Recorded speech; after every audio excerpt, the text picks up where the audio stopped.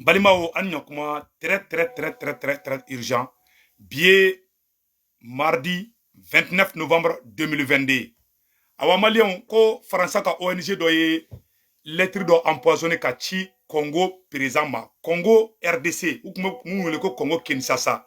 Aywa, olu fana wula Congo la wula kile fila na ku mago te oni surasi fansila u ka dugu la Malion. An ye lettre do ci le metla ka courrier kalan aw n'an bɛ jɛ kala jɛ ɲɔgɔn fɛ ko faransi ambassadeur mun bɛ Congo k'u y'o convoqué an y'o information telimani sɔrɔ sans metla ka photo ni ambassadeur yɛrɛ photo yira aw la Maliens an y'o de fɔ an na ko bɛ dugu kɔnɔ quoi mais hali bi ni ko k'i b'i ka yɛrɛma hɔrɔnya fɛ tubabuw bɛ ni jeu de kɛ i la dɛ Maliens an ye deuxième information min sɔrɔ ko coup d'état kun bɛ fɛ ka kɛ Burkina président la tiɲɛ de don Burkina télévision so yɛrɛ bɔra ka a yira k'a fɔ ko coup d'état kun bɛ ka préparer Burkina président contre la ayiwa ko Burkina bɛɛ bɔra ka taga dans les rues ka kangari da ko mɔgɔ minnu bɛ fɛ ka coup d'état kɛ capitaine Ibrahim Traoré la donc an bɔra an y'o information sɔrɔ tout de suite ka tila tuguni ka ɲɛfɔ tuguni Mali yɛrɛ ka côté la bonne nouvelle dɔ bɛ nɔ ko Mali sanu mine ko u kun b'a tila mɔgɔw ni ɲɔgɔn cɛ le ministre de mine Seydou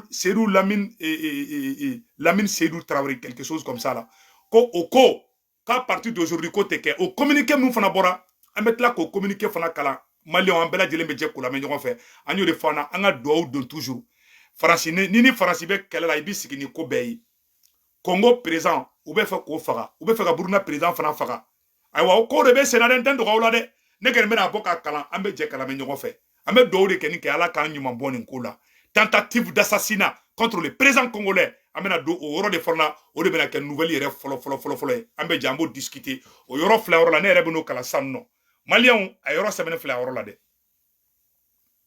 voilà o ka ambassadeur yɛrɛ photo filɛ nin ye ko la République démocratique de Congo convoque l'ambassadeur de la France à Kinshasa dossier tentative d'empoisonnement du président congolais Félix Tshisekedi. Les courriers empoisonnés provenaient d'une ONG basée en France. L'ambassadeur de France en RDC convoqué, la France officiellement saisit l'affaire prise très au sérieux à Kinshasa, dit un haut responsable du gouvernement congolais. Awa kuye kangara uye Fransi nyamoko ba be wule. Kaiwa kuye lettre do rechi Congo président ma ka lettre chama de kapwa. Awa asimi kolosi de haligini tegedi moko mable président asimi kani tegedi moko mable ne ambo fina de tegedi dabla ha asimi ni moko ba tegedi madro a keta o tegila ika gando asimi to ika gando tegela yame kani tegedi moko ma de awa ko Congo président fana wula ko ministre be malla chogo minade ko fa ko genga bo Congo de parce que o be ka bingani wale mtaka nyesi ou me ka bingani wale mtaka nyesi Mali la o yo bingani wale ta kubo nyesi Congo de la Congolais wula ku te Franci fait sisa Congolais ka président ko Franci be koluga duguci rebelle munu ni Francia armée semaine passée la ne ma fo onyana ngo Français ka avion na tara jigi Congo ko avion tiena mais o tara jigi Congo kerefe dugu do la ka taga avion déchargé ka marfa di rebelle ma o dugu je toro rebelle tara tieni ke depuis Congolais commencer ka manganci damne France contre la Congolais ka président Tshisekedi Maliens Tshisekedi no ye Congo président ye ou ye lettre de ci France président ma ja poisson de be lettre in kono o lettre in sera dro ou ye lettre in vérifier yani président bolo ka magala ni président bolo ku magara lettre forgo ina dro président kumbesa Congo président kumbesa ala sago au sago o information konnana aywa ou ye France ambassadeur photo flé ni mena irawla ne France ambassadeur photo de Congo ku ye France ambassadeur ku ya wole ha ko Congo président ya wole ko kalaski ou be kumanya folo ame woro mina sanno France ambassadeur be Congo président a palais kono ou be nyonye la rapidement e ma fana France le bura de ko segu ga do mina ha segu ga aye do mina ha awa France bolo mina boro kono Congo Maliens ku kuma fe ka Congo président de fa donc alhamdulillah Congo le yere bora ka dossier saisi donc anyo information de soro abe Congo le ka page sans fait fan be yaro ne ka radar be fo Congo jair donc ngara dar do fana be France o ko tiere dunde o me fe ka Congo président fagadi ni France be fe ki faga na ma keni micro yi aba keni tireur d'élite président be réunion na dron o be marfatigi do dron o be président to micro o be kise ci président na no mo ketuguni o be poison ke micro la ni président kuma na micro la président be sa no mo fana ketuguni o be rébellion créer président contre la fɛrɛ bɛ Faransi bolo ka président d'Afrique a fɛrɛ ka ca fɛrɛ 200 ni kɔ ye aw ni Ala na kira cɛ ko Français ka ONG dɔ o de kosɔn Asimi ye u ka ONG gɛn ka bɔ Mali kɔnɔ a fisayara dɛ Français ka ONG ninnu a datugura Mali kɔnɔ a fisayara dɛ yarɔ kunu ne ye vidéo dɔ yira u la n k'u bɛ ka denmisɛnninw u bɛ ka denmisɛnninw de fɛngɛ comment on appelle là u bɛ ka denmisɛnninw u tun bɛ ka denmisɛnninw trafiquer Mali kɔnɔ de u ka ONG dɔ bɛ Faransi ko Rayon du Soleil l'enfant étranger ja kuma malien dennu de ta k'u trafiquer ka taa n'u ye Faransi malien dɔw yɛrɛ bɔra ka kuma kunu y'o yira u la mais n bɛ se ka vidéo n bɛ se ka yɔrɔnin yira u la bi Burkina Faso u bɛ fɛ ka Burkina président faga u bɛ fɛ ka Congo président faga Centrafrique tuguni ko avion dɔ wulila ko ka taa Centrafrique sɔrɔsiw ani irisiw ka kan mun bɛ Centrafrique ko avion dɔ bɔra mɔgɔ t'a dɔn avion in falenna dugu jukɔrɔ de wa avion in bɔra sangolo de la wa avion in bɔra yɔrɔ mɔgɔ si t'a yɔrɔ dɔn avion dɔ wulila ten dɔrɔn ka taga Centrafrique sɔrɔsiw bombarder ani irisiw ka kan bɛ Centrafrique ko avion dɔ taara ka to o kan fila k'o bɛɛ bombarder o kɛra kunu a y'a ye événement bɛ ka tugu ɲɔgɔn kɔ awa n'i ko k'i bɛ e yɛrɛ ka yɛrɛma hɔrɔnya nɔfɛ nin gɛrɛgɛrɛw de b'i sɔrɔ de o de kosɔn an ko président Assimi a k'a hakili to a yɛrɛ la président Assimi baara kɛ ni forte changement ye i ka sarakaw dɔrɔn de ye bi wallahi a bɛ se ka fama maliyɛnw ko adama bɛ cadre mɔgɔ minnu bɛ ka wuli transition contre la bi cadre yɛrɛ kɔnɔna ko adama b'o kɔnɔ awa adama de fana majorité ye CNT kɔnɔ président Assimi i ka d'an ye kojugu i ka d'an i b'a fɔ bɔnbɔnni kalama an tɛ fɛ k'i perdi an ŋani bɛ kuma n'i y'an ka kuma mɛn o don n'i m'an ka kuma mɛn an bɛ se ka mun kɛ an bɛ dugawu de don ye Ala k'i ni kɛ jugu sago ye sinon i ni jugu de bɛ ka baara kɛ bi dɛ président Assimi faso fagabagaw faso cibagaw n'o ye adama ye bilahi olu de b'i kɛrɛfɛ bi awa ni mu dégager ka b'i kɛrɛfɛ tôt ou tard o b'i si la i m'a ye u ye lettre ci Congo président ma ni président kun magara lettre foroko la dɔrɔn a kun bɛ sa i ma wulilen tuguni Burkina président fana contre la i ma wulilen Centrafrique fana jamana o jamana de bɛ fɛ ka wuli k'a b'a ka yɛrɛma hɔrɔnya sɔrɔ Faransi bɛ balo anw de la ni Mali y'a ka yɛrɛma hɔrɔnya sɔrɔ Burkina ka yɛrɛma hɔrɔnya sɔrɔ Centrafrique ka yɛrɛma hɔrɔnya sɔrɔ o ye Faransi ka ko de bannen Faransi bɛ balo anw jeli de la ni Mali imagine Mali sanu bilama o bɛ ka kɛ maliyɛndenw de ta ye bi a yɛrɛ ka ta k'a lajɛ dɔrɔn a yɛrɛ ka Mali sanu lajɛ Mali sanu bɛ niveau min na bi maliyɛnw bilahi ko Mali sanu u ye décision kura min ta Mali sanu ko la maliyɛnw wallahi Mali sɛgɛn de batɔla filɛ Mali sanu dɔrɔn dɛ pétrole t'a la foyi t'a la sanu min bɛ ka bɔ Mali dugukolo kan bilahi a bɛ maliyɛnw kɛ fɛn a yɛrɛ ka lajɛ sanu raffinerie bɛ ka kɛ cogo min na Mali kɔnɔ a yɛrɛ ɲɛ b'a la ni Mali sanu de kɛ cogo ye tantɔ donc Faransi de kun bɛ ka nin bɛɛ k'a yɛrɛ ta ye sisan Assimi y'a bosi Faransi la de k'an ka société bɛɛ privatiser ka bɛɛ kɛ maliyɛndenw sago ye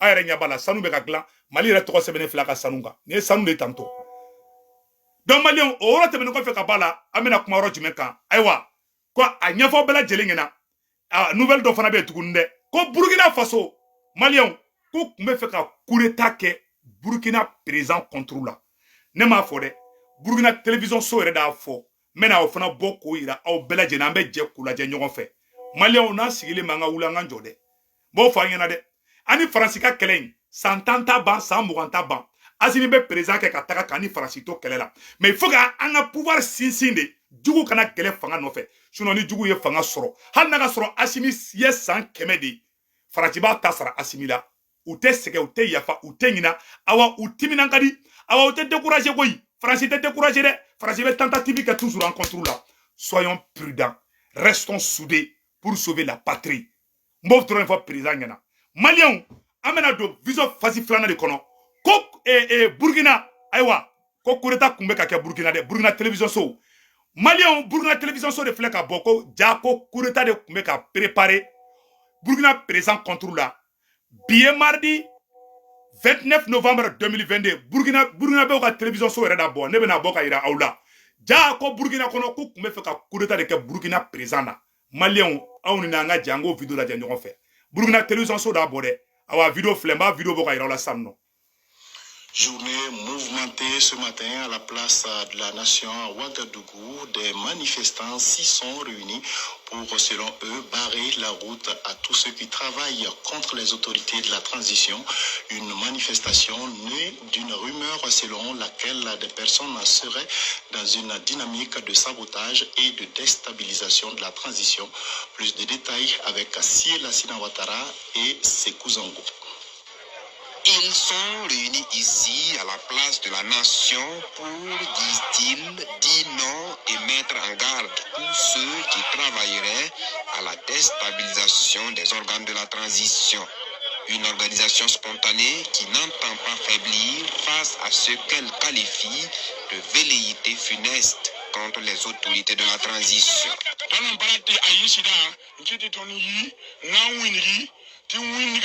Nous ne voulons pas de la déstabilisation de cette transition. C'est pourquoi nous sommes là. Nous tenons à dire que quiconque tenterait un coup de force contre Ibrahim Traoré et son gouvernement nous aura en face.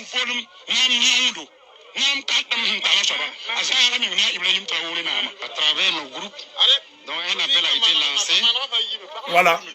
Burkina Bora, Burkina Dougou Bela Kounou, place de la République là. Burkina Bora, Malien ka nyafo Bela Djelena, Kouka président, Koute son kaka takade. Awa ou koume fera Burkina président, boyanga kuma tolame. Il y a une tentative de coup d'État.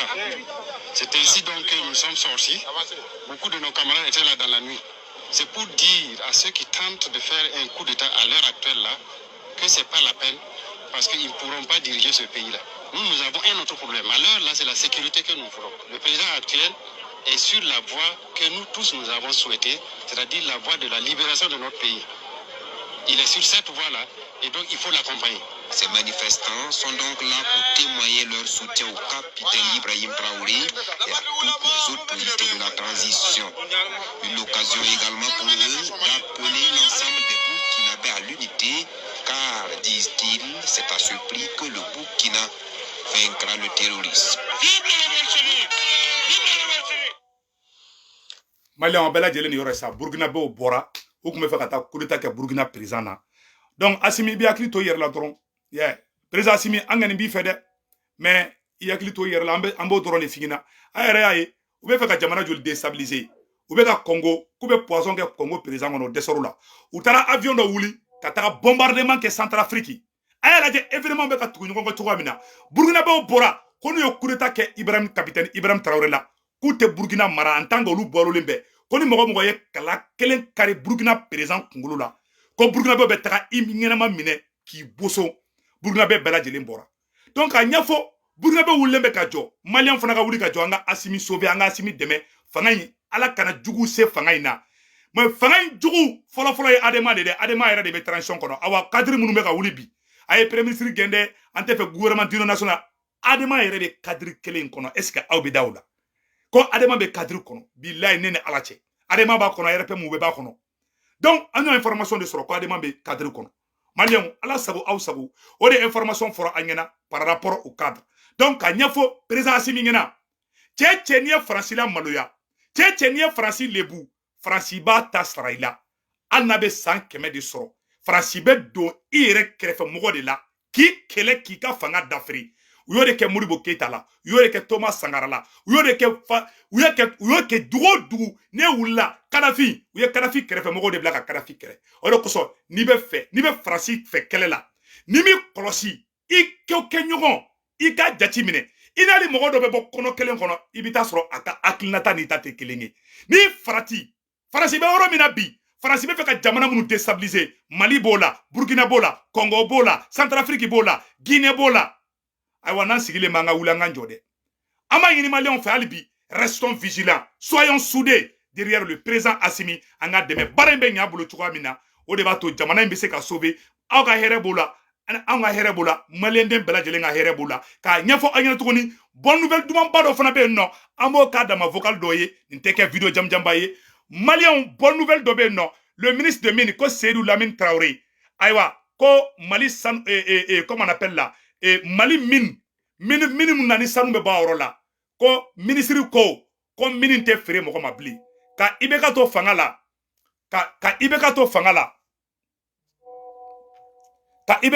la o kuma to ka mini fere mo ma sanu bo dinga ka to fere mo ma ko sanu bo dinga te fere mo ma bli Mali sanu bebe ke malien deunde sago ye Mali sanu doron bi se ka Mali ke fenye me ka chinge de fo onyana bi le ministre des mines anga fo Malien ministre des mines ye communiquer min ke amena communiquer in kala Malien mena communiquer in kala communiquer in flembulu donc Malien anga tegere fo anga ministre des mines et de l'énergie ko no Seydou Lamine Traoré amba fo ay décision kuramita comme Mali sanu a sanu dingɛ a tɛ feere mɔgɔ ma bilen dɛ a y'a décision bɔ awa Mali sanu a nationalisé la Mali sanu a raffinerie a fɛn bɛɛ bɛ kɛ Mali de kɔnɔ awa bi ye mardi 29 novembre 2022 Maliens a ye ni vidéo ni vocali partagé Mali kura de bɛ ka jɔ ka ɲɛfɔ bɛɛ lajɛlen na an ka autorités dɛmɛ u ka baara la an bɛ conseil mun fɔ autorité ɲɛna a y'aw kɔlɔsi maa minnu tɛ faso in fɛ maa minnu ye faso in bi n'u gɛrɛla la wallahi billahi olu de bɛ na ni tiɲɛniw ye ala k'an kisi u ma an kɔni b'aw conseil toujours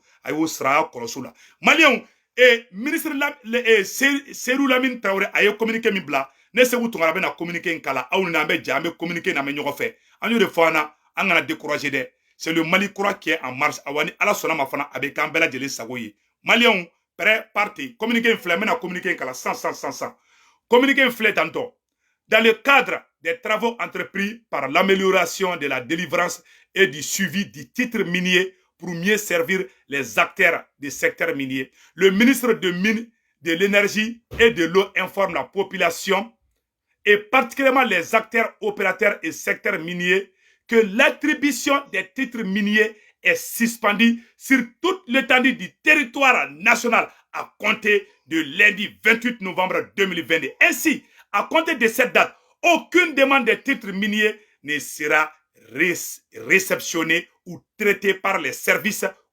compétents du département. Voilà, Maliens, la levée de la suspension fait l'objet d'un communiqué ultérieur à temps opérationnel. Le ministre des Mines, de l'Énergie et de l'Eau sait compter sur la bonne compréhension de tous les Maliens. Lamine Seydou Traoré. Voilà, je pense que le ministre de Lamine Seydou Traoré, le ministre de l'Eau et de l'Énergie. Donc, le communiqué de Blara, en bas fou, ala ka Mali sanu kɛ Mali ta ye Mali an ka cɛsiri an ka transition dɛmɛ an bɛ mun fɔ transition mɔgɔw ɲɛna a ye baara kɛ ni forte changement ka baara kɛ ni fasoden ɲuman ye kun tɛ di kuntigi kɔ o de kun don communiqué teliman don aw k'an bɛn ciao ciao